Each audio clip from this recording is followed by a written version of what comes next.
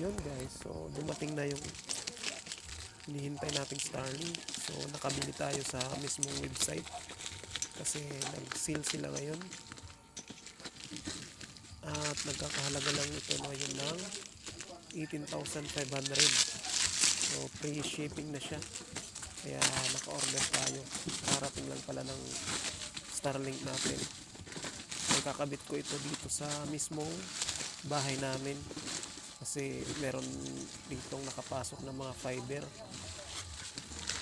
So sana lang kung maganda yung income natin dito at hindi tayo malugi kasi medyo mahal ang billing nito monthly. Ayun, so bubuksan na natin yung laman mismo ng Starlink box. Tingnan natin kung kung kumpleto ba yung nasa loob. Yan, pinakita ko yung Starlink. Nakasealed kasi yan nung dumating.